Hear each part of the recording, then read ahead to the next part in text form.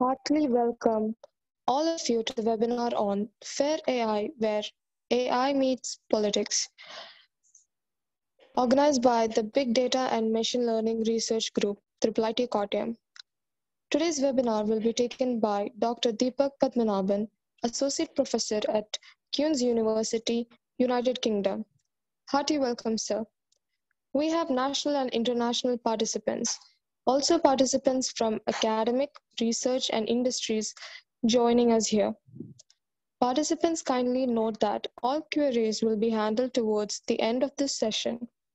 Participants can post their queries in the chat box or unmute and ask sir. Now, without any more delay, I welcome Dr. Suchitra M.S., Assistant Professor of CSE Department, IIIT Kottayam, for introducing the speaker. Over to you, ma'am.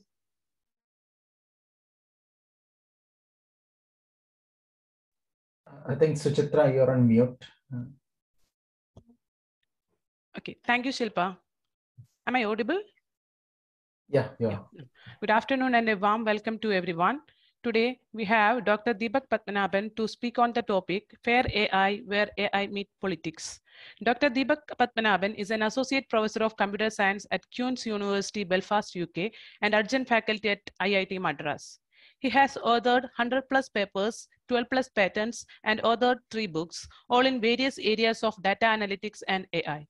His current interests are on fairness in AI or ML, specifically focusing on approaching questions of AI fairness from a philosophically informed perspective. He has a keen interest in the public communication of science and has authored several popular media articles on politics and ethics technology. He is a senior member of IEEE and the ACM. So I hope all the participants will have an informative and enlightening session today. I humbly welcome Dr. Deepak Padmanabhan to the webinar. Over to you, sir. Thank you very much, Suchitra, and thanks for the kind introduction as well. So, so how much time would I have, just so that I can please myself? The allocated time, scheduled time, 3 to 4 p.m. 3 p.m. to 4 p.m., sir. Okay, but we need to have some questions as well, right? Yeah, yes, sir. Okay, so maybe is it okay if I take around 45 minutes? Yes, sir. Then, yes, sir. Yeah. No okay, issues. Yeah. Okay, great. The sun on my face, but it's unusual. But yeah, hopefully it'll go away. Yeah. Okay. Thanks. Welcome to this talk. We'll be talking about fairness in AI, and this is actually a unique frontier of AI, where it is intricately linked to questions of politics and some social sciences. So my intent here is to introduce you to this topic, to introduce you to the subdiscipline, which has been growing quite rapidly over the last 5 or 6 years, and just introduce you to some of the questions there. And it's a very evolving field in the sense that there is a lot of work yet to be done. And my hope is that at least some of you would feel interested in the field and would potentially look forward to explore some of these questions in your research careers or elsewhere. Okay, so this is the outline of this talk, and I'll just say here that there are no equations in this talk except in the last 2 parts of it, which is about some work from our group on fairness in clustering and outlier detection. But I'm not sure how much I will be able to cover. But I'm happy to cover even until the distributive group fairness, which is the 5th point in this one. So there are no equations at all. I mean, sit back and relax and listen, I would say. There is nothing to be, no intricate technical detail to be jotting down, I would say. Okay, let's look at computing tasks in general. And there's a fairly broad overview. And let us say that there are 3 computing tasks. The first one is to write a program to sort a list of numbers in an ascending order. And this is a task that you might have come across during the first year of your undergrad study in computer science and so on. And the other one is to write a program to find the shortest route from A to B.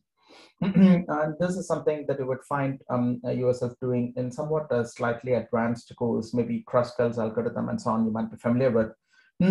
But there is task 3, which is somewhat different. And so it asks you to identify whether an image contains a human face. And there is a qualitative difference between task 1 and 2 on one hand and task 3 on the other. In that, in task 1 and 2, we can write an algorithm for that task. We know what the task is. So what we would do is we'll analyze the task, see how it is to be solved, and then write an algorithm to solve the task, right? And then basically you can write it, like given a piece of paper and a pen, you would be able to write it. Whereas in the case of task 3, you won't be able to do that. How would you be able to do that? In the sense, like if you have an image, would you say that if the image contains an eye or two eyes, it contains a human face? But what if the person is looking sideways? And how would you even describe what an eye looks like? Right. So it's a very different kind of task. Task 3 is quite different from task 1 and task 2. In the case of task 1 and 2, the entire logic is within your hands. You can take a pen and paper and write it down. Whereas in the case of task 3, it is not that way. And that is where machine learning and data science comes into the fray. So the idea of data-driven learning is that it is very complex to hand code algorithms for tasks such as identifying a human face. So what do? You would procure historically labeled input-output pairs, which would be like this image contains 2 faces, this image contains 1 face, or this image contains 0 faces, and so on and so forth. So you'll have a bunch of these input-output pairs, and you would write an algorithm for a different task, where the input is a historical records of input-output pairs, and the output is a statistical model that can learn to map from the input to the output. And that task is not complete here, because eventually you need to be able to identify whether an image contains a face. So you would again need to write another algorithm, which is to take the statistical model and the input and produce the required output. So essentially, you are summarizing the past data into a statistical model, which will be used for future decision making. So the core idea in machine learning or data-driven learning is to step back, or give the ML the data, give the machine learning algorithm the data, and let it write the algorithm for the intended task. And you write the algorithm so that it can it can build a statistical model, which essentially is a core thing of the second task, which is to identify, which is to map the input to the output, right? So this is the idea of data-driven learning, and this is just for just in case you're not familiar with it. I didn't want to leave behind anybody in the audience who is not familiar with data mining, machine learning, etc. So an illustration of simple data-driven AI is to take training data. You might take a bunch of CCTV footage images and then get thousands of them to be labeled as suspicious or non-suspicious by humans. And you'll pass this input-output pairs to a statistical model. And now you're giving a new image, and it will produce an output whether it is suspicious or not suspicious. Okay, so the difference is that in the case of a sorting algorithm, we used a problem specification. We did not actually need to know the instances of inputs and outputs. We did not need to know. We did not ask somebody to give us unsorted arrays and sorted arrays or anything of that kind. The algorithm design is totally under human control. Whereas in the case of character recognition or like image face recognition within images, we use large sets of input-output pairs, and the algorithm for the classification task depends on historical data, which may or may not be understood by the human designer. So the agency of the decision-making, agency is a particular word that is typically used within social science context, which is to say that the responsibility for decision-making. The responsibility for decision-making lies not just with the algorithm, which is within the hands of the programmer, but also with the data, because the data informs the decision, right? The historical data and the labels in the data. So essentially, the agency is spread across a programmer and the data creators. So the thing is, data science and AI have been around for quite some time, have been around for 60 years or whatever. So during the early days of machine learning or early days of pattern recognition, machine learning, data analytics, data science, and all of these things are sometimes used to refer to the same kind of tasks.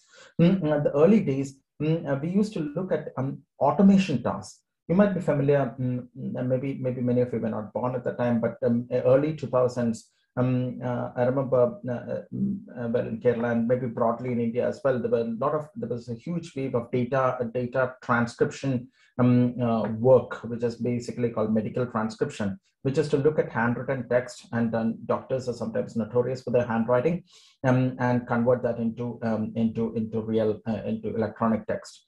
And the thing is, they create this huge corpus of input-output pairs, And that corpus and the algorithms actually displace them out of their jobs as well. So you don't find medical transcription as a mainstream job anymore. That is because a wave of medical transcriptionists in 20 years back created enough data to automate this process, and thereby work themselves out of their jobs in a way. But we are now using machine learning for a very different kind of task, which is involving things like predictive policing. Here we are saying that we will use the historical patterns of data to identify where crime is going to happen in the future. Okay, so essentially we're making a statement that we'll be able to make use of historical patterns to predict where crime would happen. And this is heavily used. This is used across in several cities in the United States. In the UK, there's a city called Durham, which uses it. In India, New Delhi police uses it quite extensively. Some form of predictive policing. It may not be the same algorithm or anything. So the difference between these two tasks is that the first one, handwriting recognition, is about the automation of mundane tasks, and the second one is about making substantive decisions affecting humans. And I would like to also, somebody has raised a hand. Is it to raise a question? Or do we take questions at the end? Yeah, no, sir, you can have. Okay, Sandhya, we'll just come back to a question towards the end. I think we'll just take questions all together then. Thanks for raising your hand. So the thing here is, in the case of handwriting recognition, if there are two experts, they will not disagree. So if you see this text, it says winter is here and so on. I mean, nobody would disagree whether that says winter or something else. Whereas in the case of predictive policing, experts could legitimately disagree on what is the kind of decision to be made. So this is an actual human judgment task, as compared to this automation task, which is basically something where you're converting from input to output, and there's a deterministic process. So if you look at some modern use cases of AI, you would see that there is a lot of usage of AI in automating medical diagnosis, especially in the case of skin cancer. Skin cancer is a particularly context-free kind of operation. So if you go to a doctor with a stomach upset or something, they would ask you several things, right? I mean, what did you have yesterday? Did you have something unusual in terms of your diet patterns, or did you get some other illness, etc.? Whereas in the case of skin lesion, it's very clear. You just take the image and you just look at the person's skin lesion and see whether that is malignant or not, and determine whether that is malignant or not. And this is from Nature, where in 2017 they were talking about dermatologist level classification of skin cancer with deep neural networks, and it has only improved since. And as I said, predictive policing, and in this case, you could be using not just CCTV footages, you could be using financial transactions, you could be using other kinds of crime patterns, you could be using certain other kinds of ID card authentication data, and so on and so forth. This is from the New Delhi police, and it says that as early as in 2015, the Delhi police made public its intention to use predictive policing through its crime mapping, analytics, and predictive system, a software that accesses real-time data from the city's police helpline to identify criminal hotspots in the city. Initially introduced to map crime patterns, very little is known about what the algorithm is and so on. And this is something that would come everywhere. I mean, as you might be aware, in Kerala there has been a significant uptake of AI-driven cameras for traffic monitoring purposes and so on and so forth. So all of these are around us. I mean, in the sense, predictive policing is not just a Western phenomenon; it's around us. And you could use a machine learning in very imaginative ways when you can cast a problem into an input-output kind of format. So here you could do manual population estimation. So you could take some pictures of areas and then go door to door and see how many people are in that area covered by this picture. And as long as you have many pictures of pictures, a number of people, then you can take a new picture and then ask the machine learning model to predict how many people might be living there. So you can automate even census surveys, right? And so all sorts of things, basically. I mean, as long as you can cast it into this input-output framework, you can do machine learning. So there are some implicit assumptions that go in machine learning. And this is not something that is typically taught in a technology-oriented machine learning course. And this is basically coming from the critical analysis of machine learning from the social sciences field. So there is an implicit assumption of codifying the past. And the assumption is that patterns from training data are useful to make decisions and test data. The training data is often historical, and the test data is generated after the model has been built. So the implicit assumption is that history repeats itself. That's a stylistic way of saying, essentially we are saying historical patterns and correlations are useful to make decisions about the future. and this is something that you might want to call into question as well. For example, like let's say that a historical record tells us that every Friday there is crime in this area. I mean, if I get a prediction model to predict that, then they would actually shift their patterns, right? So the patterns no longer repeat anymore. They would maybe shift it to Saturday or something. I'm just using a very hypothetical stylistic example, but I hope you get the point. So in certain domains, the history repeating itself doesn't really work that well. So it works well in grocery purchasing behavior. It works well in case of really nasty stereotypes that we have in our society, such as boy-girl stereotypes, blue and pink. You keep all the blue toys in one corner of the shop and the pink toys in another corner, because you know that those who came to buy blue toys will come again to buy blue toys, right? Because they have a male kid or whatever it is, right? So these stereotypes also result in periodicity or repeatability of data. And stock prices are something where the repeatability doesn't really hold. But if everybody forecasted the stock price would increase, then it would probably even increase much further. If everybody forecasts the bank is going to fail, then maybe it will fail, and so on and so forth. So in crime patterns is something, crime patterns where the law enforcement is making use of prediction-driven patrolling algorithm. If the criminals know that there is this kind of an AI in operation, they would probably work around in order to make their patterns invisible to the AI. So Mark Twain once famously said that history doesn't repeat itself, but it does rhyme. It does indeed rhyme, but in certain cases, the rhyme is more pronounced than in others. There is also this thing about generalization, which is that ML tends to generalize from historical data. So usual models are called parametric models. If you're familiar with deep learning models, they are a case of parametric models. The parametric models are those things where you decide on the number of parameters to be learned upfront. You decide that there are going to be 5,000 parameters or 1,000 neurons with whatever number of inputs and so on, and eventually 10,000 parameters, and that's about it. Your question now is to do the learning of these parameters in a way that they fit the data, right? So the thing is, the model is learned to fit the data. So dominant patterns tend to be represented much better. And what is meant by a dominant pattern? A dominant pattern could be a pattern that is manifested by the majority population group. So now, for example, if there are two kinds of population, a majority and a minority, both of them have 5 kinds of patterns that typify them, that are representative of them. Just because the patterns of the majority group are better in order to predict the overall behavior, because the overall behavior is itself parameterized more by the majority class behavior. You would have the majority class being represented more than the minority class. So essentially, we're saying that ML, in case of parametric patterns where you're optimizing for overall utility, is inherently majoritarian. And majoritarian is not a good word. Majoritarian is a bad is to say that the patterns of the majority are imposed over the whole group, which is basically a particular right-wing kind of ideology.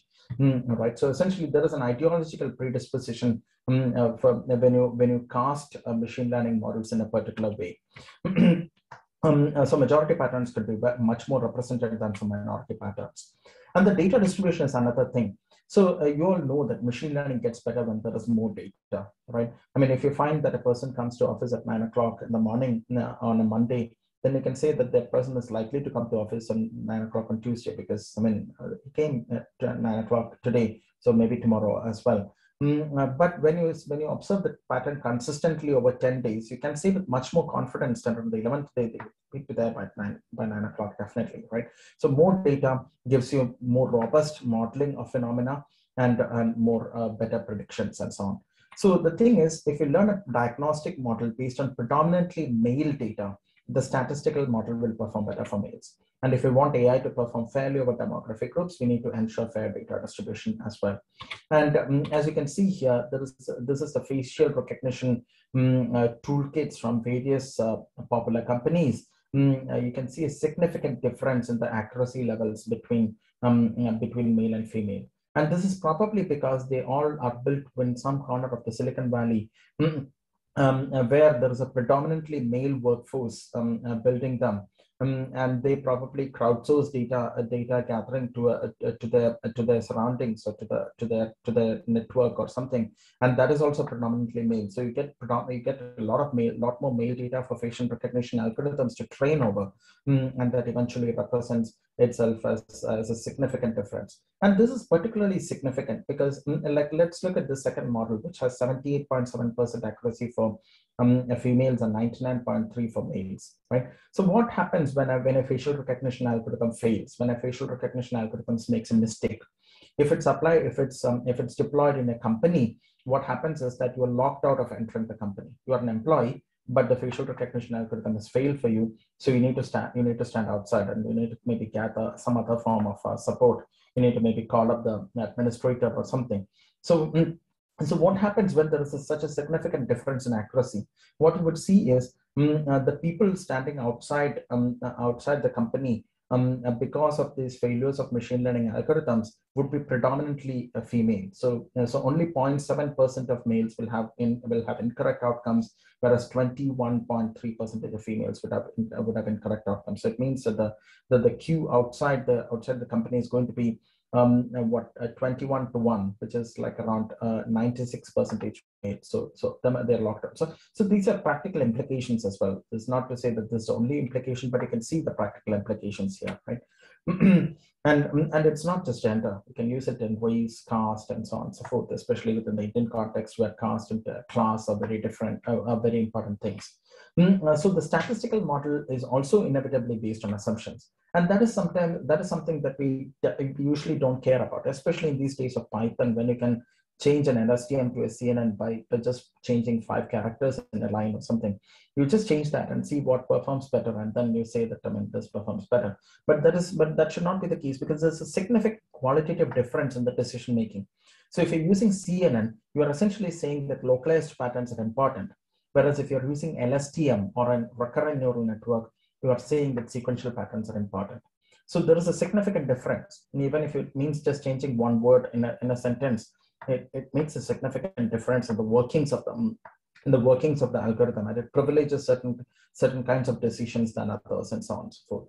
So this is significant, and this is sometimes you don't even look at it, because these days I mean, you can simply try out 100 different combinations in the space of a day. If you're a research student and want to get some good results, you would try several combinations and find the best working combination, and then try to justify that.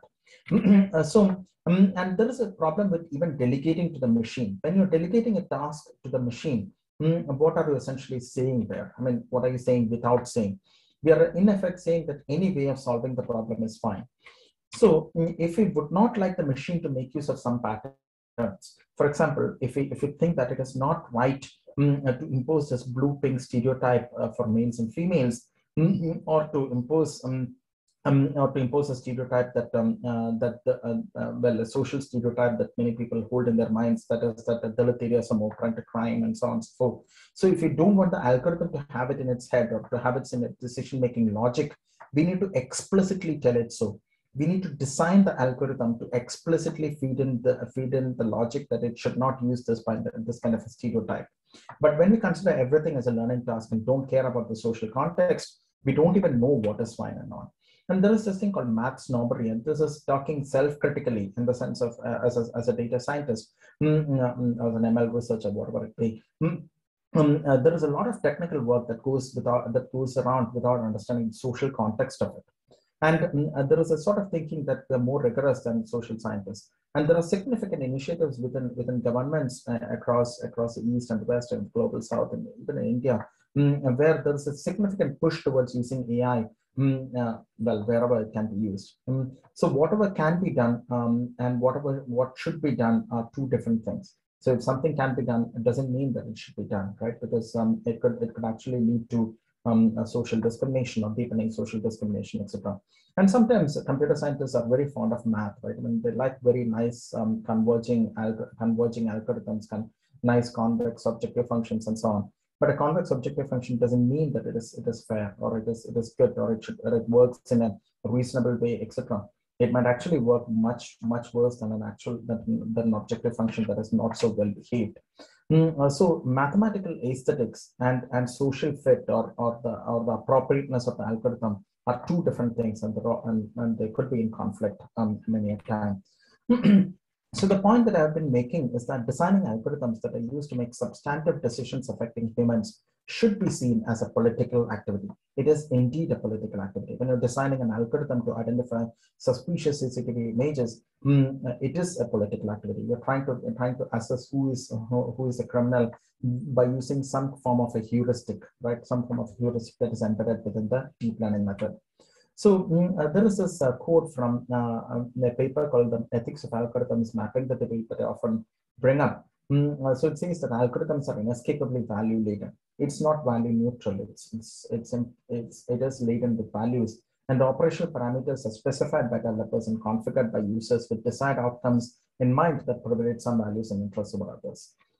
So let me just go to a very basic example. I'll skim through this very fast, but I hope you'll get the point. So let us say that there is a class with 7 students, and you have these marks for the 7 students, 68, 65, 55, and so on and so forth. So you want to summarize this, right? You want to see the overall performance. You would get an average. You take an average, and that's the simplest thing to do. You get an average of 64.28. And let us say that you're trying to do a form of teaching improvement exercise where you have 2 teaching strategies, and you want to see in a quote unquote data driven and objective manner, and whatever you want to use the adjectives, right?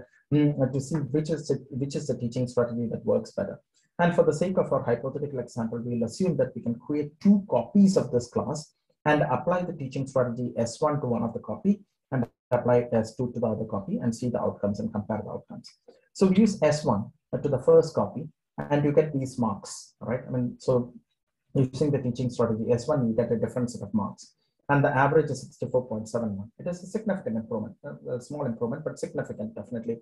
0.43 percentage points improvement over what was earlier. So S1 is good in some sense, right? And in the case of S2, what you see is you can see a much more modest improvement, 64.42, which is a 0.14 percentage point improvement in the case of marks. So what would we choose if we were to make a choice as to which teaching strategy is better? I would bet that you would potentially choose S1 as the teaching strategy to go with, because it gives you a much more significant improvement, right? 0.43 percentage points. It gets you up to 64.71. It improves the performance of the class. Fine. Now let's look at another aspect of the class that we did not consider so far, which is the gender makeup of the class. And the gender makeup of this class, unfortunately, like many of the classes that we have in STEM subjects, is predominantly male. So there are 5 males and 2 females. And when you look at this gender makeup, and you see that there's something different happening between males and females. So let's do this analysis, and let's take the gender-specific averages.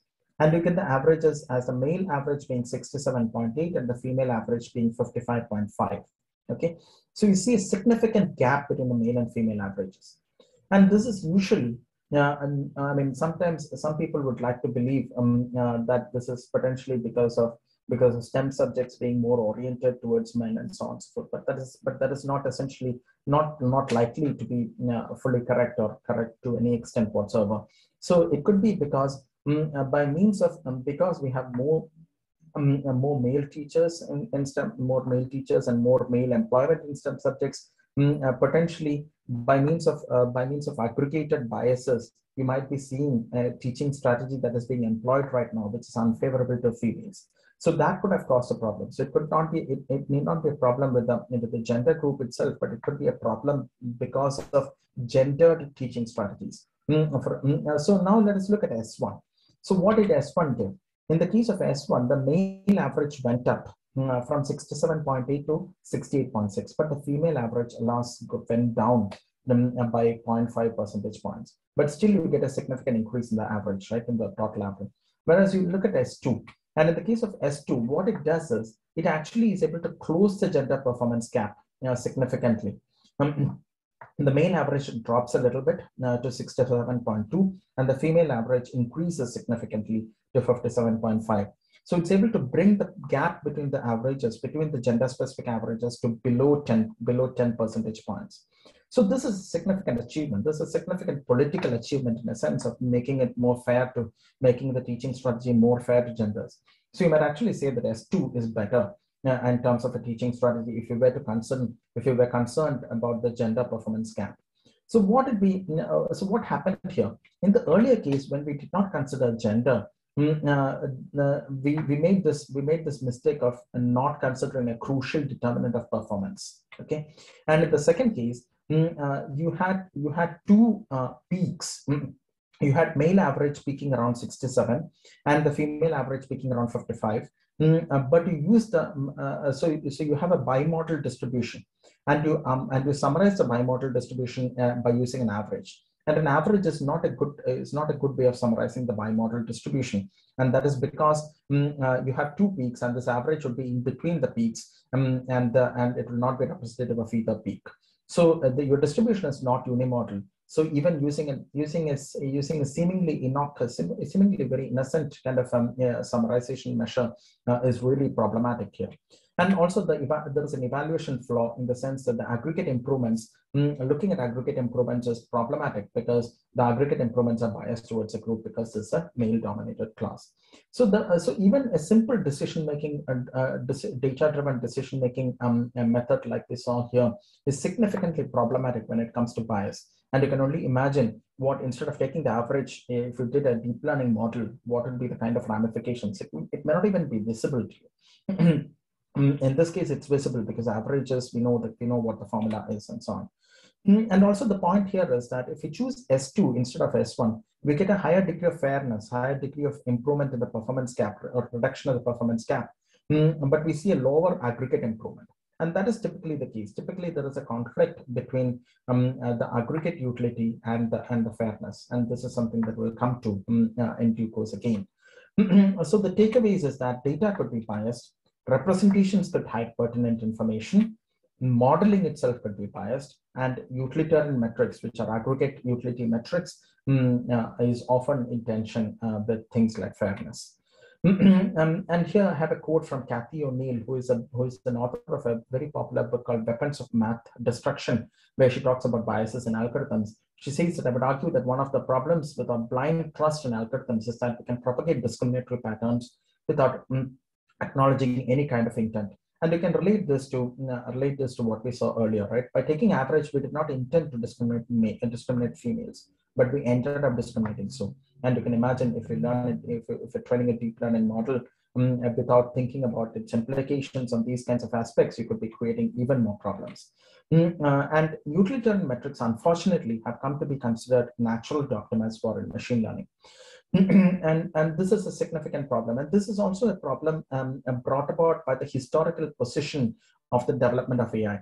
And most of AI development has happened in the last maybe 30, 40 years. And this 30, 40 years is also coincidentally called as what is often called as a neoliberal era, where across the world, profiteering, profits and GDP and those kinds of metrics gained a lot more prominence than social responsibility, human development. This is national happiness, well, all other kinds of social metrics. So these 40 years coincided with the AI's development. So AI's development has been fueled by the same ideological predisposition in the world across the last 30, 40 years. So this is a significant problem that we often don't understand. And this critique of utilitarianism is not just from the West, and there are significant Eastern critiques. And this is from Mahatma Gandhi, who said that the votary of Ahimsa cannot subscribe to the utilitarian formula of the greatest good to the greatest number. He will strive for the greatest good of all and die in an attempt to realize that ideal. And Gandhi is often, one of his main ideologies was to look at the most downtrodden class in society and ensure that public policy is able to address their issues. So which is significantly different from utilitarianism, right? I mean, if you're looking at utilitarianism, you're looking at trying to improve the lives of all people, and the vast majority of people in India are middle class. So you'd be looking at predominantly middle class tailored policies, whereas Mahatma Gandhi was saying during his times that you should be looking at that really downtrodden, really massively disadvantaged people. And this also has reflections in Western philosophy as well as Far East philosophy and so on and so forth. But I'm not going there now. The thing is, if we're not conscious about identifying and reducing bias, we will indeed produce biased ML. And now we will go quickly. I know I have another maybe 15, 16 minutes. Let me try and see whether I can cover the notions of fairness that have been used in with fair machine learning. So, so fairness needs to be seen as part of a political project. And what is a political project? Let me give you a very brief glimpse into what a political project would look like, and especially in this case. So, during what is called as a state of nature, and this is a terminology that was used by Thomas Hobbes, who is known as the father of political philosophy, who was a 16th century philosopher in I think UK. So the state of nature, he defines it as a place where everything is permitted, nothing is forbidden, nothing is required. You can go and steal somebody else's purse. You can go and whatever everything is permitted. There is nothing forbidden. There is nothing required. Okay. Whereas the state of a civilized society would be about taking things from the permitted bucket and putting some of them and making a quality judgment on them. See whether that is fine or not, and if it's not fine, put it in the forbidden bucket. For example, you might say that you should not be asking maybe the caste identity of a person in an interview. I mean, that's not fine. So let's put it in the forbidden bucket. But if and you might actually say that you would want to ensure you would want to ensure that every interview panel has a female participant, because that is a diversity measure that's important. And so it would say that it is required that every panel should have a female participant, etc. So the state of society is about taking things from the permitted bucket and putting them either into the forbidden bucket or in the required bucket. And that is the nature of the political project that that sometimes people, that's a way of looking at political projects in general. So let's look at fairness, and let's see what is how we can make sense of how we can make a quality judgment on certain things and see whether they are fine or not. You might have come across this kind of a scenario before, right? I mean, this is there is a 2-lane road, and there is this massive bus, which of course, as you can see from the color, it's a state-owned bus, and it comes on the different lane and using a flashing light and so on, so forth, especially to scare people, right? So this is unfair, and why is it unfair? Because it violates the appropriate procedure of driving. There are 2 lanes on the road. One lane is for ongoing traffic, and one lane is for oncoming traffic. But this guy actually violates the procedure of driving. And this is not, I don't intend to stereotype KSRTC by any means whatsoever. But just that I found only this picture on the web, and I was trying to look for a picture of similar kind. So it violates what is called as procedural fairness. So what is procedural fairness? Let's look at what procedural fairness is. Procedural fairness involves 2 things. One is institution of a well laid out and appropriate process. You need to have an appropriate process, and it should be well laid out. And you should also measure conformance to that process and ensure conformance to that process. It's not just enough to create laws, right? I mean, we have laws in several states in India. We have laws outlawing various kinds of sacrifices, and you know what we came across last couple of days in terms of news and so on and so forth. So essentially, it's not just enough to have laws. It's also important to inform conformance to that process. And machine learning is often seen as similarity-oriented decision making. And essentially, procedural fairness in machine learning could be thought of as making sure that task-wise similar objects should be assigned similar outcomes. And this is true of most machine learning algorithms. If you're looking at retrieval, you're looking at ensuring that similar objects come up in your ranked list. If you're looking at classification, you're trying to ensure that similar people are given a similar outcome, similar data objects and given the similar outcome. If you're looking at clustering, you're looking at mesh and making sure that similar objects are in the same cluster, and so on and so forth. And this is also sometimes called as individual fairness. And the thing is, this procedural fairness is about ensuring that there is a task-wise, there is a notion of similarity. But I'll come to that in the next slide. So let's just say that this is called as procedural fairness, individual fairness, or fairness, equality of opportunity, and various kinds of things. But essentially, let's come to sources of procedural unfairness. If the laid out process is unjust, then conformance to that leads to unfairness, right? So if a law is unjust, you don't need to conform to that, because conforming to that would actually lead to unfairness. And if the laid out process is just and fair, and non-conformance leads to unfairness. So this is simple, right? I mean, simple logic here. But essentially, this underpins a lot of social reform movements in the 20th century, and it goes across the East and the West. I mean, Martin Luther King was a great admirer of Gandhi, and he was probably inspired by some of the SALT agitations, etc. So he says one has a moral responsibility to disobey unjust laws. And Gandhi was even more upfront, and he says that an unjust law is a species of violence, and arrest for its breach is even more so. So let's look at violations of procedural fairness in machine learning, right? Many a time, your choice of similarity measure is inappropriate. For example, if you use gender as an attribute in assessing similarity of applicants for a job, it might be inappropriate. Right, because you would essentially ensure that people of similar genders are given the similar outcomes, which is definitely not what we want to have, right? And it could be inappropriate in various ways. For example, if you're applying for a graduate job, if you're applying after your BTech and you're applying for a job, if it so happens that the marks in 12th are considered with a higher weighting, then what is the point, right? It doesn't make much sense. So that's an unjust process. And lack of conformance. Even if you define your objective function very clearly, you might actually not be able to conform to that. For example, the statistical model, you might impose some regularizers which make the statistical model exceedingly simple, which means that you cannot do justice to the objective function, do justice to the similarity method embedded within the objective function, and that the best available optimization process may not be used as well, which is also another source of unfairness. So there are issues with the equality of opportunity. Which John Rawls, a prominent philosopher in the United States in the 20th century, he said that in societies with significant social inequalities, people start out with unequal opportunities to acquire qualifications.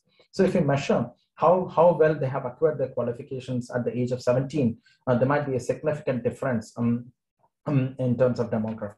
Right? So in such societies, it seems unfair to reward people on the basis of their qualifications as meritocracy does. And meritocracy is an ideal that is often regarded as unfair, but is deeply embedded within some of our societal processes. If you're interested in a critique of meritocracy, I would urge you to read this book by a Harvard legal philosopher called The Tyranny of Merit, which is published in 2020. So the unfairness objection, I talked about it in long-worn language, but I can just summarize it by means of a cartoon.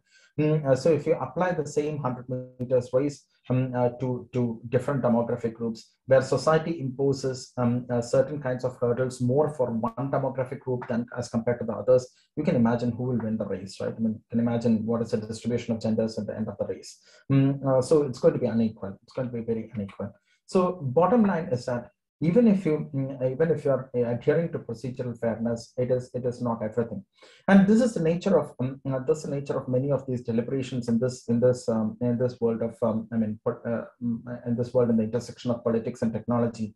You look at one layer of fairness, you try to ensure that, and then a deeper layer shows up, and there is another layer of unfairness, and then you address that, and then you have a further deeper layer. You can think of these as peeling the layers of an onion, right? In the sense, you go into deeper and deeper levels of fairness by trying to make some progress on the most manifest level of unfairness. You make some progress, and then you see a less manifest level of unfairness deeper down, and try to address it, and then a even deeper one shows up, and so on and so forth. So let's look at what is how to go beyond procedural fairness. So this is a kind of ad that we come across whenever JW results are announced, or whenever many of these engineering results are announced. you find you find a page full of male pics. Like that's because all of them have gotten significantly high all India ranks, 12, 15, 16, 19, etc. So most JEE toppers are boys. But JEE is procedurally fair. It doesn't ask you what your gender is. It simply grades you based on what your achievements are, what your capabilities are, and so on and so forth. So JEE is procedurally fair, but it creates unequal outcomes in the sense that it produces more winners among males than females. And most MLAs and MPs are women. Right. I mean, this is not true of the local body elections where we have a reservation system in place.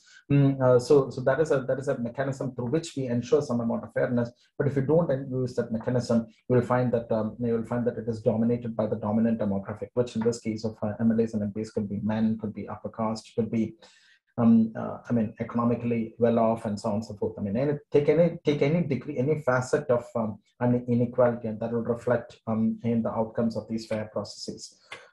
So this brings us to what is called as distributive fairness, which is that procedurally fair methods could still distribute rewards unfairly.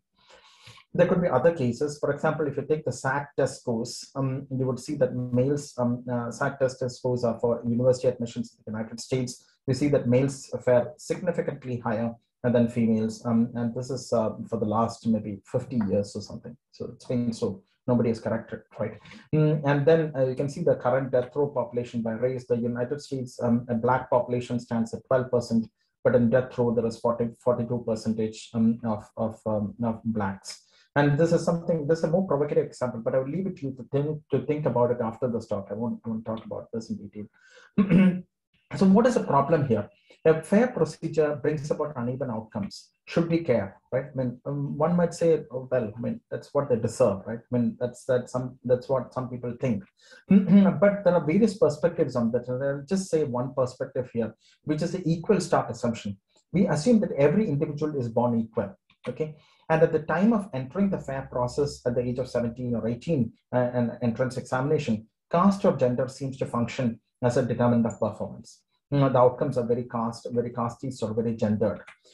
So this implies, what does this imply? This implies that caste or gender functioned as a determinant of achievement potential in the duration between birth and adulthood, between 0 and 17. And that is due to societal pressures. And that holds a responsibility for this gendered or casteist outcomes. So you have a moral obligation to correct the unequal impact of society on different castes and gender. And that is called as societal unfairness, and you have a moral obligation to correct it. And this, as you can see, is more true in public institutions than in private institutions, because the public institutions have a greater moral obligation to the society. And this is just one of these perspectives. There are other perspectives. For example, the Ambedkarite perspectives views heterogeneity at different levels as a virtue in itself and so on, but I'm not going there because we're focusing on ML. So there have been social reform movements focused on fairness and distribution. For example, Ambedkar talked about fair representation of SCs and STs and enshrined it within the Constitution, whereas O.P. Mandal, I think it put up the wrong picture here. The Mandal Commission in the early 1990s instituted fair representation of OBCs. So there have been arguments for greater and deeper levels of fairness. For example, this is the Lord Chief Justice of England, who said that not only must justice be done, must also be seen to be done. And Amartya Sen often talks about niti and nyaya. Niti is a superficial level of fairness, and nyaya is the second layer of the onion. I mean, in the sense, a deeper level of fairness, and so on and so forth. So distributive fairness is about ensuring representation, balance, equality of outcome, etc. So people who are similar on task-relevant attributes may need to be treated differently to ensure equality of outcome. So, for example, if there are two people who get marks of 37, because just because one of them comes from a category that is underprivileged, you might need to get that person to be qualified. Apply 35 as the cutoff mark for that person, and apply 40 as a cutoff mark for the other person. So they might get different outcomes despite getting exactly the same mark. And this is how in some of our process function, right? I mean, those are intended to ensure some form of distributive fairness. So violation of distributive fairness in machine learning happens when you have a classifier built for application screening. It could produce outcomes with higher success rates for females and males, and an anomaly detection system to subject loan applications for manual scrutiny could pick up minority applications for manual screening at a higher rate. And a facial recognition algorithm, as we said earlier, could produce much less accuracy for female images than real images. And thus the advantages and thus the harms of AI are felt more for a race, gender, caste, whatever you might say, right? I mean, any facet of extent inequality in the society is reflected in terms of how the advantages and harms of AI are distributed as well. So there has been a lot of work. I'll just finish off in 2 minutes, in 1 minute maybe. A distributive fairness of web search, and there is a book called from Safia Noble. She talks about use a very provocative title, Algorithms of Oppression: How Search Engines Reinforce Racism. So this is when she searched for gorillas in her Google Photos folder or something 10 years back. This is what shows up, apparently, to say the least. But and if you search for professor style, you get a lot of males dressed up in Western outfits, right? And so the two notions are very different. Procedural fairness is about ensuring a level playing field, and distributive fairness is about ensuring a level outcome, inequality in outcome. So these are two different kinds of things, and these are just the top two layers of the fairness onion, if you go by that metaphor. And as you can see here, one form of fairness is contradicting with another form of fairness. So how do you bring about these forms of fairness together and so on? So these are very important things to ask and look at. And I'll finish off with this slide. This is something called reasonable. This is where I want to stress something called reasonable pluralism. This is yet another concept that John Rawls used to talk about, the philosopher whom we encountered in a previous slide. We might be tempted to think that there is just one possible fair process. And we are often tempted to think so because we are brought up in quantitative disciplines and so on. If you throw a stone at a particular degree with a particular velocity, where does it land? There is only one answer, one correct answer. Everything else is incorrect, right? I mean, there is, and if you add 4 plus 3, what do you get? There's one correct answer. So we're brought up in the quantitative disciplines where we are tempted to think that there is just one possible correct answer.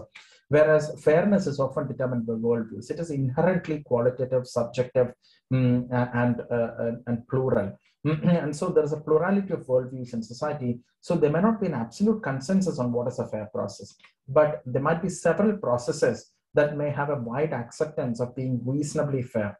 And there might be some processes that everybody agrees to be reasonably unfair. For example, if we use religion or maybe language for certain kind of selection processes, a particular language and not other languages or whatever, you might consider that as that is an unfair process. There is no way that you can justify it. But among the processes that you can justify, it's not one single point. It's a subspectrum of possibilities. There are plenty of possibilities, and that is what John Rawls uses this word for, which is, I think, a beautiful word called reasonable pluralism. It should be reasonable, but it should also allow for plurality of worldviews to exist. So I had a few slides on clustering and outlier detection, but I think I may not have time to cover that, which is fine. I think I've covered the main part of what I intended to cover, and the algorithms we can do it another day. Yeah, okay. So I'll stop here and take any questions. I'll just stop the share as well. Thank you, sir, so much for giving a detailed and distinct overview of the topic. I'm sure everyone here today got to learn a lot in this field from you. I once again thank you for your effort and time, sir. Now it's time to open the floor for Q&A. Participants, you can unmute your mic and ask questions. I think we already have a few questions in the chat. So I'll just take those questions when people take the time to think about other things, other questions to ask and so on. So there is a question on, is there any specific model for implementing procedural fairness? So the thing is, procedural fairness, and this is something that I stressed earlier on in one of the slides, is that the way procedural fairness works in different domain contexts could be different. Procedural fairness in job hiring could be very different from procedural fairness in selecting tenders in a public selection process. The former is more to do with the market, and the latter is more to do with the state. So the procedural fairness that is to be applied could be very different and should ideally be informed by the domain of application, by the state-of-the-art understanding of the domain of application. So that is very important. It's very important to be able to consult with experts in the domain and identify what should be the nature of procedural fairness that is to be applied there. The second question is how to identify biases in a data set. Well, I mean, identifying biases in a data set is like a huge, I mean, I think there's no one simple answer to it, but one simple way to look at it is if you have some kind of, if you have some attributes which you regard as protected or sensitive, which could be, for example, the Indian Constitution, Article 14 outlines certain attributes as protected because you should not have discrimination along these attributes. And there is a United States Constitution which has its own set of protected attributes, which it calls as one of, well, I forgot the terminology there, but essentially, you can, if you have those kinds of things, and then you look at a data set of people, and then you look at these attributes, maybe religion or something, and then you see what are the differences between these things, between different gender groups or religious groups, etc. And if you see a significant difference, then you can say that there is a bias in the data set to some extent, right? And the third question here is like averaging done for gender separately. Any other example to quantify the biases in a data set? So the averaging done for gender separately is one particular way of doing it, and it's a very simple way of doing it. And it has its own pitfalls and it has its own dangers as well. For example, if you start creating different machine learning models for different genders, you are essentially getting them to diverge, and using that in some processes like maybe job hiring process or something. You're creating you're getting these populations to diverge, right? I mean, in the sense, boys will understand that, oh, for boy hiring, they're using this algorithm, so let's optimize for that. And for girls, they might optimize for something else. So, which is not a very healthy thing to do in a society, right? You want everybody to be, you want a sense of unity. That you don't want to fragment the society just because you want to remove some particular form of bias, and so on and so forth. So there are various ways of doing it, but I think each way has its own problems as well. So, and this is something that you should be able to critically evaluate it by looking at the task context and seeing whether something is appropriate or something is inappropriate, etc. So I hope I'm not sure whether I answered it to the satisfaction of the people who asked the questions, but I hope that provides some perspectives about this. And if anybody wants to ask a question directly, maybe you could just switch on your mic and then ask if So there is one more question. If you can provide the PPT. Oh yeah, I will do that. Yeah, I'll send it to the organizers and then who can then share it with the participants. Is that okay, Shilpa? Oh yes, sir. Yeah.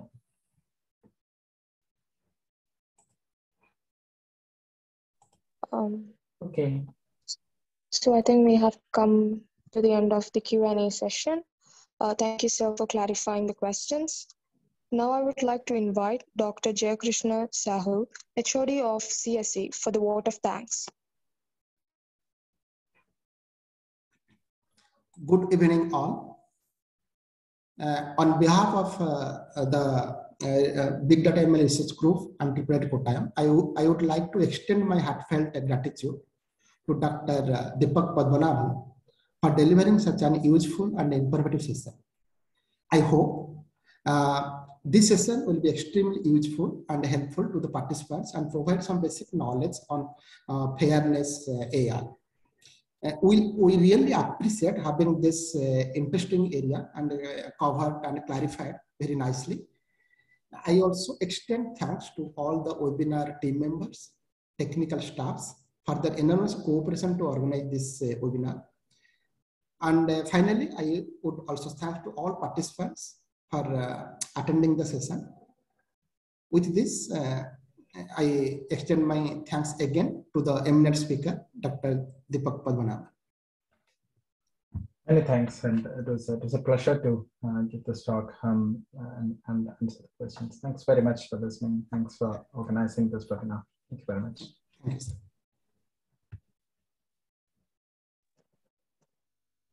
I would like to again express my sincere gratitude to Dr. Deepak Padmanabhan for his valuable time, as well as to all the participants for their presence and attention. Now, a feedback form will be provided in the chat box. I request all of you to fill it. Also, the e-certificates will be provided. Over to you, ma'am. Okay. Once again, thank you, sir, for your time and for coming over online and joined with us. Thank you, sir. And thank you all the participants. We expect your same cooperation in the future events we conduct. Thank you. Have a nice day. Thank you, sir. Thank you.